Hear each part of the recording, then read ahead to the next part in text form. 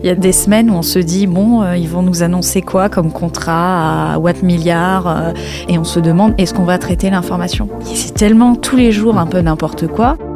Mais je suis sûr que c'est un secteur qui sera chahuté. Aucune raison compte tenu des attentes. Les attentes sont trop hautes pour que ça se passe bien. Bienvenue, je suis Laurent-Nicolas Guénoc du cabinet Convertéo et vous allez écouter Changement d'époque en cours, le podcast de l'IA. Épisode 26, comme cette nouvelle année, toute l'équipe de Convertéo vous souhaite une très belle année 2026 et on se souhaite, pour Changement d'époque, de continuer à être en tête du classement des podcasts tech les plus écoutés de France. Ce n'est pas moi qui le dis, c'est le classement de l'ACPM qui certifie nos audiences. 3e année donc pour Changement d'époque et nous la démarrons avec non pas un mais 2 invités pour aborder notre sujet du jour, brûlant d'actualité. Les valorisations s'envolent, les investissements se comptent en milliards, l'enthousiasme est quasi total, mais l'histoire nous l'a appris, de la folie des tulipes à la bulle internet, l'emballement peut précéder la chute. Alors pour décrypter ce scénario et évaluer les fondamentaux du secteur de l'IA, nous allons percer cette tension. Le secteur de l'IA est-il une bulle spéculative qui ne demande qu'à éclater ? Pour nous aider à analyser le marché avec un regard critique, j'ai le grand plaisir de recevoir 2 experts. D'abord, Charlie Perrault. Bonjour Charlie. Bonjour. Vous êtes la chef de service Tech Média Startup du journal Les Échos, l'œil avisé sur le monde de la tech et de l'IA. Et j'en profite pour saluer Les Échos de l'IA, le super podcast de la rédaction des Échos consacré à l'intelligence artificielle. Et à vos côtés, Charlie, je reçois Raphaël Fétic. Bonjour Raphaël. Bonjour. Vous êtes président de Convertéo et vous avez cofondé le cabinet en 2007. Et avec près de 450 experts aujourd'hui, vous accompagnez un grand nombre d'entreprises en France, en Europe et en Amérique du Nord sur les grands enjeux liés à la data et à l'IA. Charlie, Raphaël, bienvenue à tous les deux dans Changement d'époque en cours. Rentrons dans le vif du sujet. Commençons, si vous le voulez, par poser un diagnostic. Quels sont les facteurs qui justifient, selon vous, ce qualificatif qui tourne en boucle, celui de bulle, pour décrire la situation actuelle dans le secteur de l'IA ? Charlie. Alors, c'est difficile comme première question. On peut toujours voir à peu près les mêmes facteurs, vous l'avez bien dit en introduction, des valorisations qui ont explosé, que ce soit chez des anciens acteurs comme Nvidia, parce qu'il faut rappeler que c'est pas une boîte qui est née il y a quand même 2-3 ans, et chez tous les géants de la tech qui ont toujours fait un peu d'IA, mais là c'est vrai qui accélèrent, qui dépensent des dizaines de milliards. J'en viens à ce deuxième facteur de voir tous ces géants qui dépensent en R&D, on va dire presque sans compter, chacun. Alors je sais plus, je crois que c'est le Financial Times qui avait fait un peu le décompte. On est sur on a dépassé, je crois, en 2025 les 600 milliards investis par tous ces grands géants de la tech. Donc c'est juste colossal. Donc voilà. Et plus avec tout ça, tous les nouveaux acteurs qui fleurissent dans tous les sens, c'est-à-dire, je ne parle pas que des OpenAI qu'on connaît, des Mistral, mais aussi énormément de plein d'autres, je dis petites sociétés, qui valent quand même certaines plusieurs milliards de dollars. Donc voilà à peu près les 3 facteurs. Raphaël, pourquoi parler de bulle aujourd'hui ? Alors, je pense qu'on revient sur la notion d'actif. Qu'est-ce qu'on essaye de valoriser ? Et donc, il y a tout un tissu, un écosystème qui s'est constitué. Il y a des actifs assez tangibles et même très tangibles, que sont les data centers, que sont les puces, que sont les gens qui les fondent en amont, notamment SML. Donc, on a de ce point de vue-là, des outils industriels qui existent, qui ont déjà une production établie et derrière des valorisations qui sont ne serait-ce que le nombre de puces multiplié par la valeur de chacune de ces puces. Donc ça, c'est des choses assez tangibles. La partie intangible, c'est naturellement quand on commence à valoriser la valeur future, quand on commence à se dire qu'est-ce que ça pourrait générer comme empreinte, qu'est-ce que ça pourrait générer comme transformation. Et on reviendra dessus. Sur ce volet-là, tout est possible et toutes les spéculations sont possibles. Or, la bulle, c'est en effet quand les envies et les spéculations commencent à ressembler à des fantasmes et où il y a une certaine forme de « je reste ou je sors ». Et tant que le marché a la confiance et reste, les valorisations se stabilisent et progressent encore. Si tout d'un coup, il y a un petit vent, une petite mélodie de panique qui s'installe, cette crise de confiance, elle fait exploser la bulle. Et j'aurais tendance à dire qu'on est à un moment où il y a quelques signaux, quelques investisseurs historiques qui commencent à se poser des questions sur le moment. Est-ce que c'est maintenant ou dans un mois ou dans 2 mois ?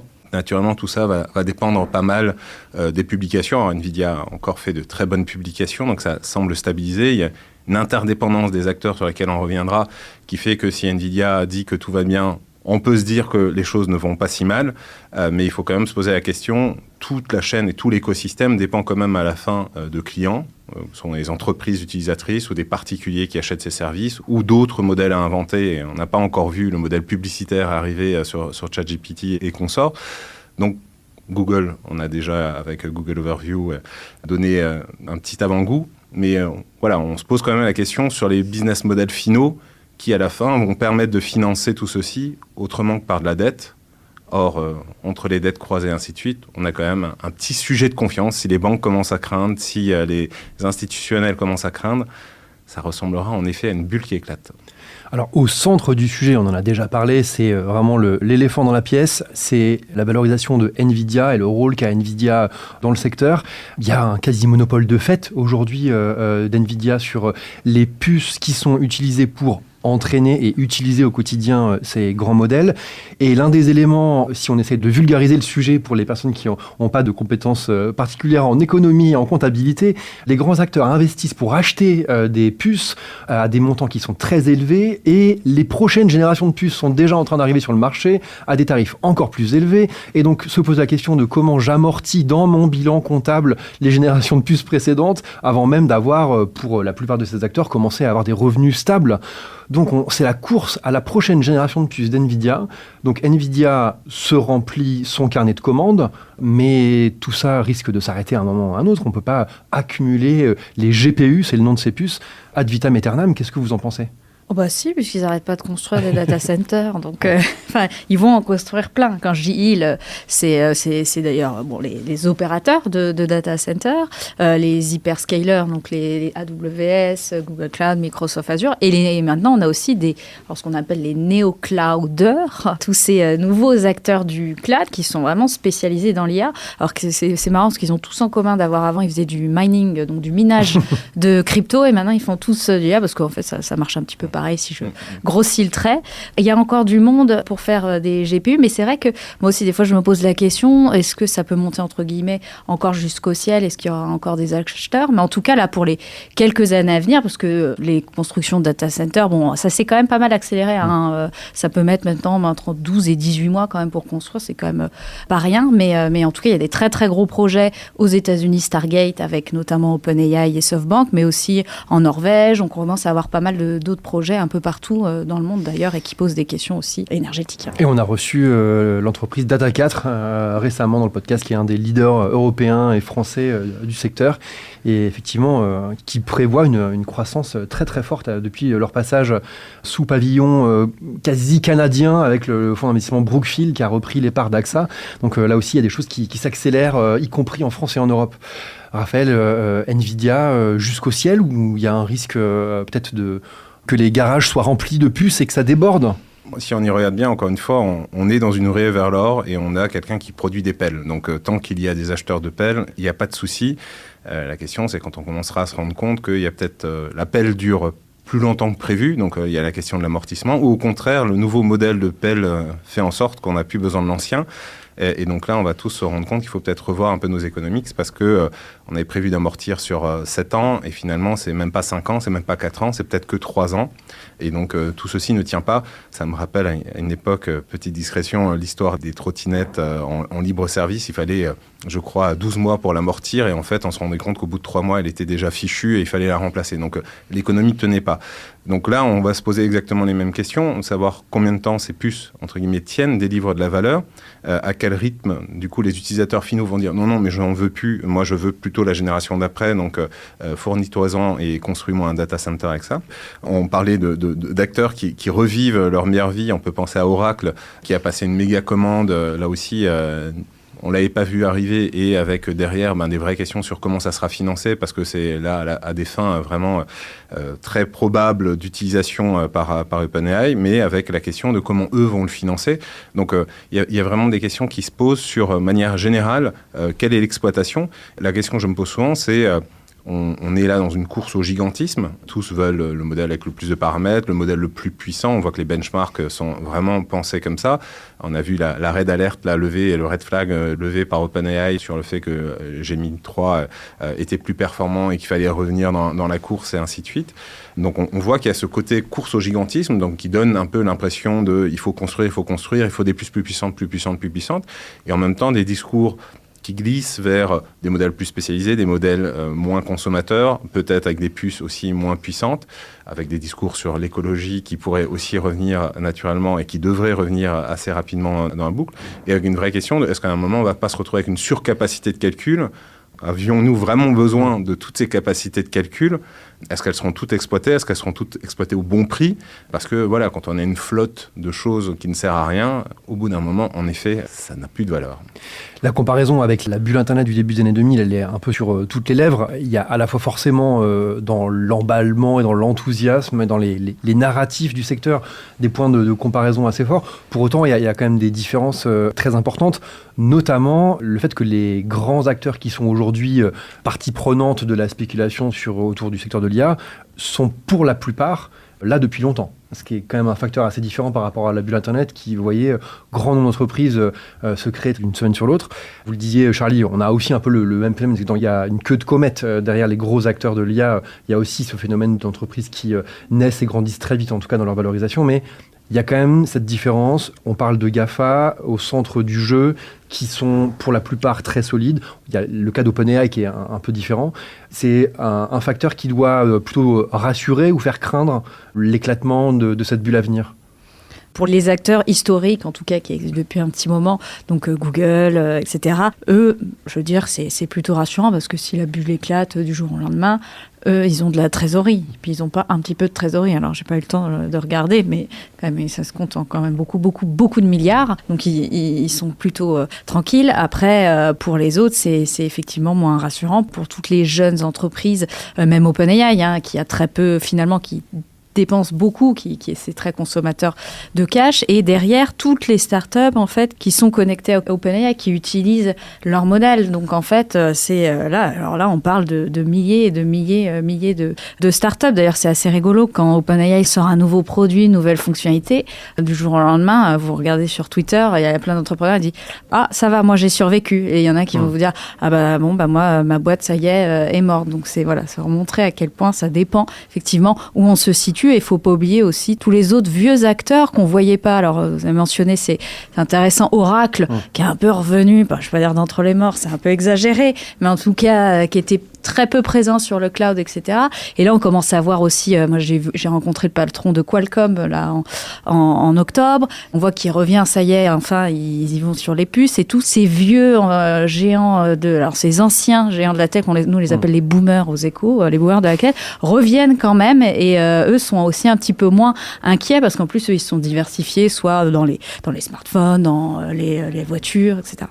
Des acteurs anciens installés, et on a déjà commencé un peu à en parler, des acteurs qui, autre spécificité de cette bulle, ont des participations croisées les uns dans les autres, des investissements croisés les uns dans les autres, à des hauteurs stratosphériques, Raphaël.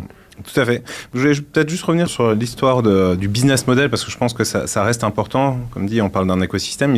Certains ont des business models entre eux. Donc après, on pourra discuter des interconnexions, prise de capital et ainsi de suite. Mais sur le fond, la première bulle, elle s'était notamment traduite par l'absence d'un business model fort, transformation de la société. Le e-commerce balbutiait à peine. Le modèle publicitaire n'était pas encore à la hauteur. Dans les années 2000, le digital, c'est le 8e ou 9e levier d'investissement, ou que sais-je. Donc, on est passé aujourd'hui c'est le premier levier d'investissement de toutes les marques. Donc, on voit que c'est un décalage dans le temps, mais l'argent est arrivé, et finalement, le business model publicitaire s'est imposé devant, naturellement, le business model e-commerce et le retail, puisque le retail restait encore massivement physique. Mais ces deux modèles ont quand même permis d'alimenter et de prouver que le digital avait transformé la manière d'interagir avec le consommateur, et de manière plus générale, la façon d'acheter et de faire des transactions. Là, on voit déjà les business models potentiels. Il tarde juste à se mettre en place. On se demande pourquoi, encore une fois, sur ce modèle publicitaire. Mais bon, on se dit que ça peut être aussi lié à la réglementation. On reviendra peut-être dessus. Les Européens peuvent jouer un petit jeu de retardement, notamment des initiatives. Et notamment, Google n'a toujours pas lancé Google Overview, enfin en France surtout, parce que quelques sujets... Et en France et en Corée du Nord, hein. Voilà. donc voilà, on a un petit point commun ce matin avec d'autres régimes.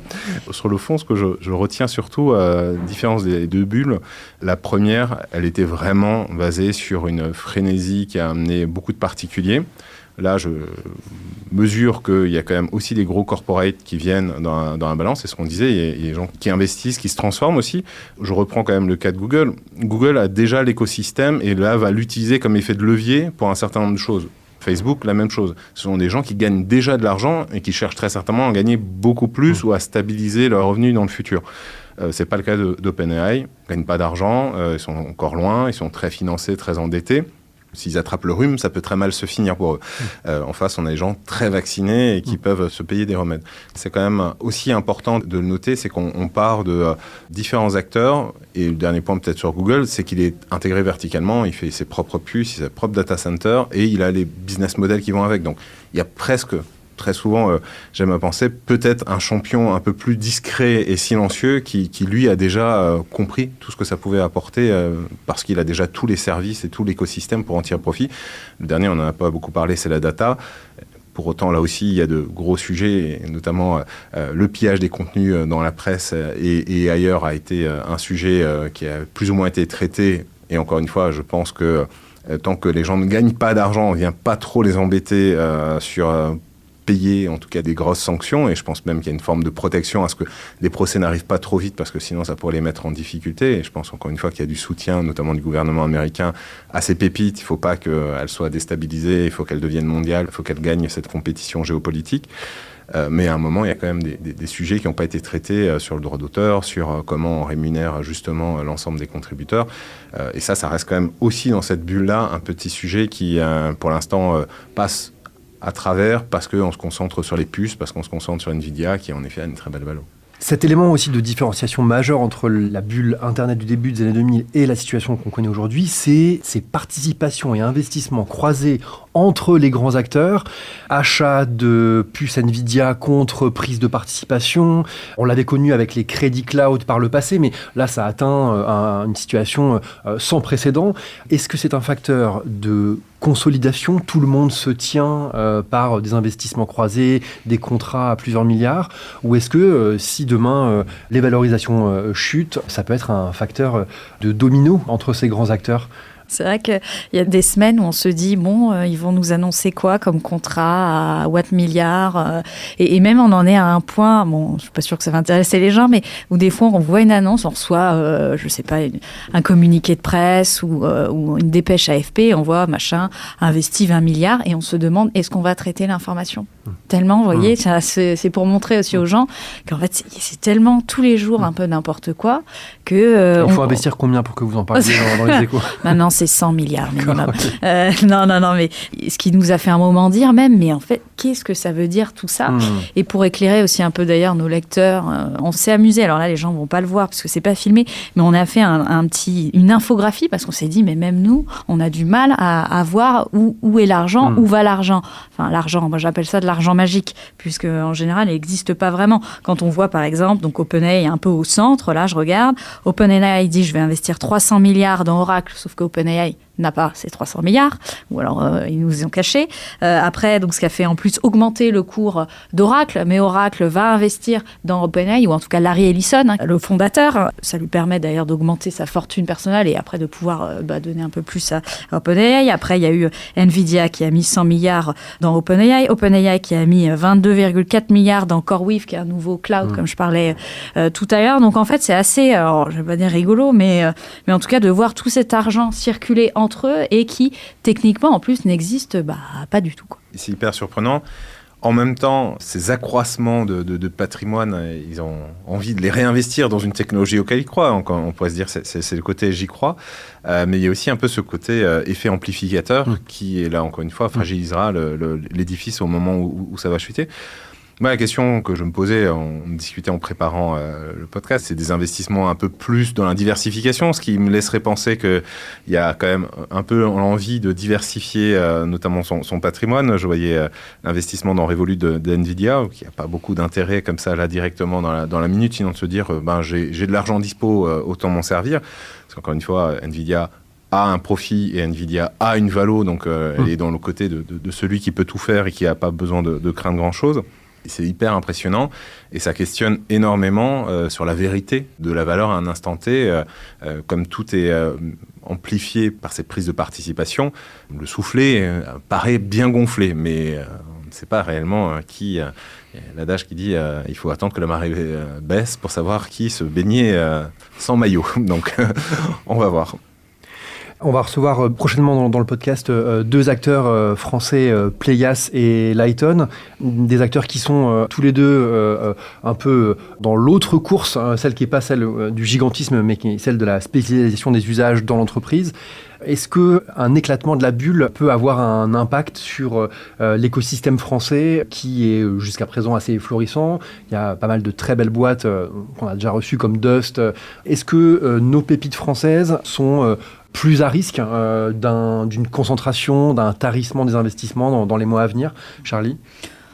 Oui, parce que ça va dans les deux sens. C'est-à-dire que quand la taux augmente, que les valos augmentent, celle des valos, enfin là aujourd'hui, une start-up d'IA française va lever beaucoup plus facilement et va avoir une meilleure valorisation.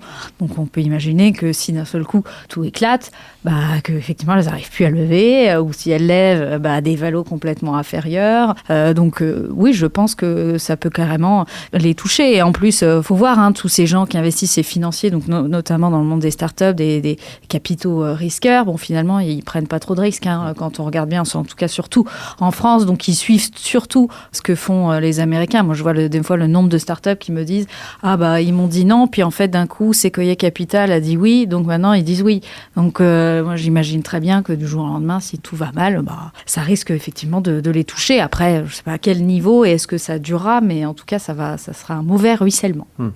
Il y a un suivisme et un facteur accélération dans les phases d'enthousiasme, mais aussi dans les phases de peur et de panique sur les marchés et sur les investissements. Je pense que le discernement n'est pas la qualité première des environnements de bulles, parce que sinon, en effet, on pourrait réfléchir un peu plus par des valorisations, par sous-parties, et se dire, en effet, qu'est-ce qu'il y a de la valeur de manière plus sûre, de manière plus avérée, et dans quel cas, s'il y avait une explosion, peut-être que certains segments seraient protégés. Je pense que ça ne s'est jamais passé comme ça. Je ne vois pas pourquoi cette fois-ci ça se passerait comme ça. Je pense qu'au contraire, il y a des effets frénétiques et qui sont très destructeurs de valeur. Maintenant, il n'empêche que derrière chaque incendie, il y a des petites pousses qui reprennent. Et je pense que plus elles sont petites et plus elles se sont pensées de manière frugale, plus elles réussissent. On peut en tout cas encourager le tissu français qui n'est pas particulièrement bien arrosé aujourd'hui, même s'il est dans la bonne tendance et que ça s'améliore, de quand même se poser la question de la valeur qu'il crée. Et donc, on pourra revenir un petit peu aussi sur la vraie valeur de création pour une entreprise, de productivité, de rentabilité. Voilà, savoir pourquoi j'ai payé à la fin une technologie ou un ensemble de technologies. S'ils travaillent sur cet axe-là, peut-être qu'ils seront aussi plus immunes ou moins sensibles à du financement. Moi, j'aime à penser qu'on voit déjà apparaître des approches alternatives, plus open source, qui permettent de se dire que de belles startups qui savent aller utiliser, affiner des modèles déjà disponibles, peuvent faire des choses très sympathiques sans avoir besoin de lever tout de suite des centaines de millions pour exister. Donc, il y a aussi cette question de la course au gigantisme qui est très américaine parce qu'on veut tout de suite faire un champion mondial, là où il y a moyen de créer très certainement de belles alternatives françaises, européennes, avec des modèles très certainement réutilisés, réemployés, mais sur lesquels on ne va pas mettre le même niveau d'investissement. Et encore une fois, on n'a pas toujours besoin de l'arme nucléaire pour tuer une mouche, donc il faut aussi savoir raisonner de manière intelligente sur ces cas d'usage et sur la façon d'utiliser les technologies. Alors justement, c'est l'autre grande partie de la discussion. Si on parle de bulle aujourd'hui, c'est parce qu'il y a aussi une forme de frustration ou d'impatience des investisseurs, mais aussi des utilisateurs de ces technologies sur les promesses qui sont... pour certains, monter en épingle dans les discours et dans le marketing de ces grands acteurs-là. En tout cas, voilà, on nous a promis une révolution, des gains de productivité très forts, l'automatisation de toutes les tâches à faible valeur ajoutée. Il y a d'un côté de réels progrès et des usages qui sont parfois réellement enthousiasmants et qui font gagner du temps, mais il y a aussi un décalage entre cet enthousiasme fort et la réalité, notamment dans l'entreprise. Charlie, c'est un des éléments qui justifie aussi la tension et le fait qu'on regarde plus attentivement les bilans, les résultats de ces boîtes. Oui, c'est vrai que quand on interroge un peu les dirigeants, ils nous disent tous que le ROI est toujours pas là, quoi, que même ça a été étayé par des études, notamment du MIT, qui dit, je crois qu'il y avait que 5% des projets IA qui sont vraiment implémentés, donc autant dire que c'est pas grand-chose. Après, je trouve qu'il faut faire un peu attention parce qu'effectivement, les entreprises ont peut-être pas encore mis en place plein de grands projets de process, mais les salariés ont bien pris. C'est ce qu'on appelle souvent le shadow IA, c'est-à-dire qu'ils utilisent ChatGPT, Gemini, etc., tout seuls pour leur propre productivité. Et ça, je pense que c'est pas bien calculé par toutes ces études, donc c'est difficile encore à dire. Mais en tout cas, que c'est vrai que tous ces grands projets où faut les citer, les trucs comme Copilot, nous, il y a des grandes entreprises qui nous disent qu'il faut qu'ils arrêtent, quoi, ils arrêtent les frais parce que c'est devenu quand même très cher quand vous payez, je ne sais pas, 20, 30, 40 euros par utilisateur, que vous êtes un grand groupe. Et à un moment, au bout de 1 ou 2 ans, vous dites non, c'est un peu cher payé pour ce que c'est. Donc, effectivement, ça y participe. Ouais. Moi, de mon côté, je vois surtout ce côté, je pense souvent la révolution électrique comme élément de comparaison. Je m'imagine bien que lorsqu'on a ramené l'électricité dans les entreprises, notamment dans les usines, au début, on s'en est très certainement exclusivement servi pour l'éclairage. Si on se dit qu'aujourd'hui, on utilise ces technologies uniquement pour l'éclairage, je pense qu'on comprend tous que la pénétration et notamment l'impact, on ne le voit pas. C'est très bien, c'est bien de travailler dans des conditions de bon éclairage, c'est le début, mais ça ne suffit pas. Et ça ne suffit pas, pourquoi ? Parce que les éléments de transformation apportés sont nombreux. Nous, dès le départ, quand on a regardé l'Agentic, on s'est dit que ça doit revoir profondément la gouvernance des entreprises quand on utilise ces technologies et quand on veut vraiment les utiliser à l'échelle, notamment une transformation profonde de la DSI. Parce qu'on va avoir des technologies qu'on maîtrise beaucoup moins, elles sont probabilistes, elles ne sont pas déterministes, elles signifient aussi, on a déjà vu avec quelques anecdotes, des comportements inattendus dans une situation où, pour l'instant, la résistance, c'est qu'on veut toujours un humain dans la boucle. C'est toujours human in the loop. Donc, on développe des petits bouts. Donc, on a la productivité dont on parlait jusqu'à présent sur l'usage plus ou moins shadow. Mais on a déjà des premiers cas d'usage qui délivrent des ROI, je dirais, satisfaisants, mais toujours étape par étape. On ne veut pas encore débrancher totalement, sortir l'humain de la salle et dire à l'Agentic, vas-y, prends le process de bout en bout, et on voit plus tard, en termes d'encadrement, en termes de gouvernance, en termes de supervision de la performance, où tu nous amènes et comment ça va se passer. On commence à travailler de notre côté sur des premiers voice bots, donc, qui ont vocation, entre guillemets, si je dis le gros mot, à remplacer des call centers. On se rend compte qu'il faut tout réinventer. Il n'y a rien qui est prêt dans les entreprises aujourd'hui pour accueillir une équipe de voicebot, que ce soit au niveau IT, que ce soit au niveau métier, dans la supervision, les indicateurs de suivi, que ce soit dans le lâcher-prise. Je dis toujours, le point de départ de tout ce que l'on va faire dans les entreprises dans les 3-4 prochaines années, aussi vis-à-vis du grand public, mais surtout dans les entreprises, c'est l'acceptabilité. Et cette acceptabilité est pour l'instant très faible. On s'imagine, notamment on a tous vu les erreurs des IA quand on leur pose des questions parfois un peu simples, on s'en sert tout le temps comme totem en disant, vous voyez, ils ne savent pas faire. Si on ramène ça à l'échelle de n'importe quel employé que je prends à qui je pose des questions de culture générale, je pense qu'on serait assez vite surpris d'avoir des réponses assez hallucinantes. On a ce degré d'exigence avec ces IA, tout à fait normal et attendu, mais qu'il faut, je pense, étalonner en fonction de ce qu'on souhaite leur faire faire. Et ça aussi, c'est typiquement un degré de réflexion. Je voyais est sortie récemment une étude sur Waymo et sur l'accident produit par un véhicule Waymo en circulation versus un humain moyen comparable. Bon, on parlait juste de, je crois, 90% d'accidents en moins par rapport à un humain comparable. Et c'était, je crois, un médecin qui faisait l'analyse. Et il disait, moi, dans mon métier, quand on fait un test médical de ce type-là et qu'on arrive à avoir un médicament qui surperforme de 90% les autres, on arrête tout de suite les placebos et tout ça parce qu'on pense que c'est tellement bénéfique pour la population sur laquelle on est en train de faire le test qu'il faut donner à tout le monde le médicament. Donc voilà, donc on parle quand même de choses. Si on demande à tout à chacun aujourd'hui à un rue, est-ce qu'ils sont prêts à utiliser des véhicules autonomes, on va dire, non, ils font des accidents, on ne les comprend pas, et ainsi de suite. Oui, mais statistiquement, en moyenne, beaucoup moins que l'humain, qui peut prendre des stupéfiants, qui peut être fatigué, et pour autant qui ne renonce pas à prendre le volant, qui joue sur son téléphone plutôt que de conduire. Donc voilà, donc la question de l'acceptabilité, elle va être quand même, pour moi, assez profonde dans la vitesse d'adoption et la profondeur d'adoption. Et c'est pour ça qu'aujourd'hui, les retours d'expérience, moi, ils ne m'ont pas du tout surpris quand j'ai entendu du 5%, parce que pour moi, on est sur du surfacique, on est sur de la communication, on est sur qu'est-ce qu'on pouvait faire là dans les 6 prochains mois ou sur les 12 prochains mois. Et en plus, là pour le coup, une petite bulle gauloise, c'est qu'on ne touchera pas pour l'instant à l'emploi, qui est sacré, qui est très difficile à challenger dans le contrat social français. Sur d'autres géographies, on peut surveiller, on peut regarder les États-Unis, on sait qu'il faut 2 semaines pour se séparer de quelqu'un ou même pas. Donc ça peut aller beaucoup plus vite. Et pour autant, ils ont déjà fait des mouvements de balancier, notamment en plan Karma sur la partie relation client, on voulait tout passer sur les technologies. Et ça, c'est le dernier point, c'est que les technologies, comme toute technologie, et je le disais tout à l'heure, elles savent faire certaines choses aujourd'hui à date. Il faut suivre aussi leur progression. Et donc ça aussi, c'est nouveau. C'est pas une technologie dont on se dit aujourd'hui, elle a déjà délivré toute sa performance.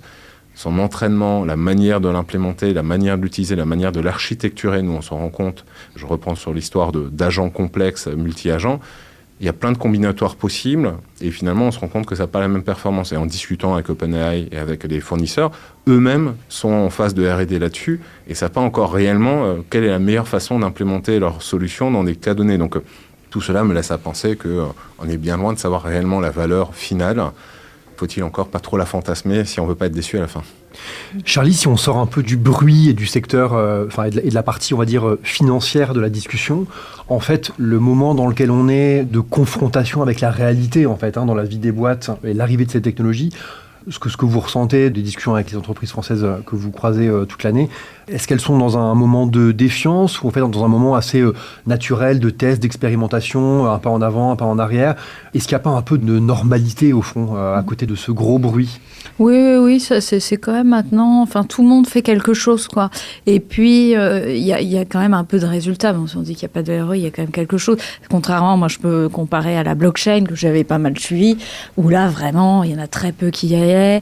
Puis ceux qui y allaient, franchement, c'était sur des usages, c'était vraiment inutile. De toute façon, ils ont tous arrêté depuis. Donc là, non, je dirais que ce soit côté très grands groupes, bon là, il faut dire que les très grands groupes sont quand même beaucoup poussés par le président de la République qui veut leur vendre du Mistral. C'est pas dire qu'ils se sentent obligés de le faire, mais en tout cas, ils regardent tous et je sais plus avec combien de boîtes du CAC 40 Mistral a signé, mais c'est quand même pas mal. Alors après, il y a encore voir qu'est-ce que ça va donner. C'est pour ça qu'ils commencent à mettre aussi des ingénieurs carrément Mistral chez ces grands groupes, un peu comme l'a fait Palantir pendant des années, pour essayer de co-construire des cas d'usage. Chez CMA, chez Stellantis. Voilà. Et là, ils commencent d'ailleurs à le faire à l'international, Mistral avec HSBC. Ça va être intéressant à suivre. Et après, bon, c'est vrai que plus naturellement, moi qui suis beaucoup les startups, ça, c'est même, elles sont obligées, quoi. Elles se ruent toutes dessus, mais parce que, bon, ça se trouve, elles peuvent mourir du jour au lendemain si elles ne le mettent pas en place. Alors, il reste quand même tout le tissu TPE, PME, un peu ETI qui, là, comme toujours, a du retard. Et ça, c'est vrai que c'est un peu dommage. Donc, j'espère qu'à un moment, toutes ces boîtes-là d'IA vont aussi s'adresser, qui est notre tissu français, quoi. Ce serait dommage de passer à côté.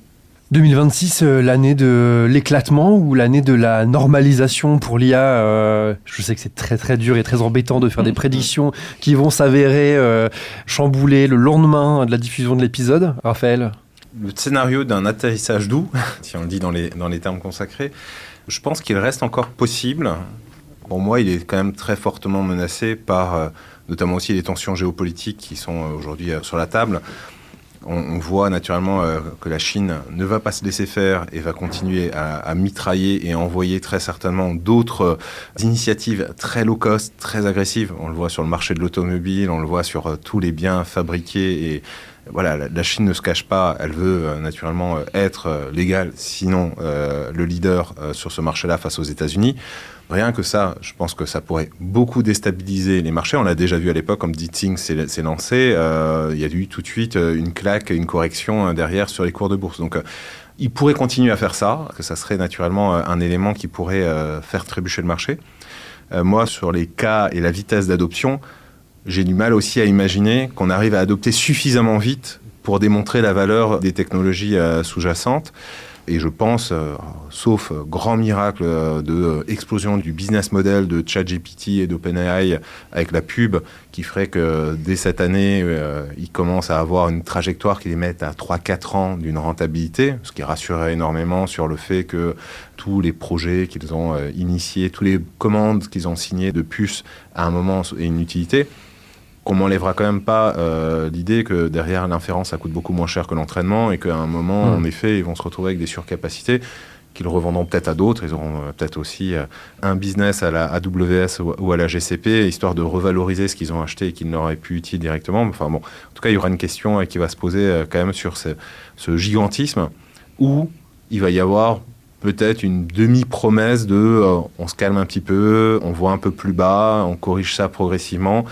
Finalement, on passe que la moitié des commandes et ça nous va aussi, parce que pour l'instant, c'est quand même beaucoup d'effets d'annonce et on est encore loin d'avoir des livraisons de tous ces data centers. Ça, c'est le scénario, je pense, un peu au milieu, qui peut se traduire par des micro-bulles. Après, la vraie bulle, je serais bien incapable de dire si elle est pour dans 2 semaines ou si on ne la verra pas, mais je suis sûr que c'est un secteur qui sera chahuté et il n'y a aucune raison, compte tenu des attentes. Les attentes sont trop hautes pour que ça se passe bien. En fait, il y a pas mal de résilience ces derniers mois, parce que c'est vrai que Raphaël mentionnait DeepSeek il y a 1 an, c'était au moment des fêtes, la sortie du modèle qui a surpris tout le monde, et donc on lisait, en fait, on peut faire des grands modèles avec de la frugalité, avec très peu d'investissement, c'est la fin pour OpenAI, donc évidemment, ça n'a pas été la fin pour OpenAI. Est-ce que 2026, la publicité dans les résultats de conversation avec les chatbots peut être le salut pour OpenAI? En tout cas, c'est une voie d'investissement produit et de développement des interfaces assez forte en ce moment, chez OpenAI, chez d'autres d'ailleurs. De toute façon, leur sujet, c'est juste de se modétiser à OpenAI. Et on voit, là, ces derniers mois, ils sortent un peu tout. Je ne veux pas dire tout et n'importe quoi. Mais ils ont sorti, là, ils veulent faire des contenus érotiques. Donc, on voit le truc un petit peu venir. Ils sortent l'espèce d'un agent. Donc, on imagine qu'il va y avoir du paiement. Après, ils commencent à parler effectivement de la publicité. Mais sauf que ça va être un petit peu compliqué, la publicité pour eux, parce que, alors c'est sûr que c'est un super modèle, je pense que voilà, Google et Meta de toute façon vivent pratiquement que de ça, mais quand on est dans le ChatGPT, ça voudra dire, est-ce que je vais croire le résultat, est-ce que ça va vraiment être le bon résultat, est-ce que les gens vont avoir confiance? Et en plus, il faut voir la différence avec Google et ChatGPT, c'est que le ChatGPT, les gens ils parlent comme si c'était leur ami, quoi. Donc c'est quand même un autre niveau en plus de collecte de données. Est-ce que les gens vont accepter? Enfin voilà, j'ai quand même un très gros point d'interrogation là-dessus. Mais c'est sûr que de toute façon, ils vont devoir trouver de l'argent quelque part. Est-ce que ça va être via les entreprises, via du conseil? Est-ce que ça va être juste par les API? Est-ce que ça va être... Enfin, franchement, ça va être très, très compliqué pour eux de savoir. Ce que disait tout à l'heure, c'est très juste, c'est que Google a déjà son modèle et ils ont déjà la distribution écosystème à côté. Donc, gros écart. Grand écart, c'est le mot de la fin pour cette année 2026, entre course au gigantisme et frugalité, entre Chine et États-Unis. En tout cas, beaucoup d'actualités à commenter dans les prochaines semaines. Et donc, comme je le disais, on recevra très bientôt Playas et Lighton, 2 autres pépites françaises, pour continuer à parler de ce changement d'époque. Merci beaucoup, Charlie. Merci. Merci, Raphaël. Merci. Et à très bientôt dans Changement d'époque en cours. N'oubliez pas de vous abonner pour ne pas rater nos prochains épisodes.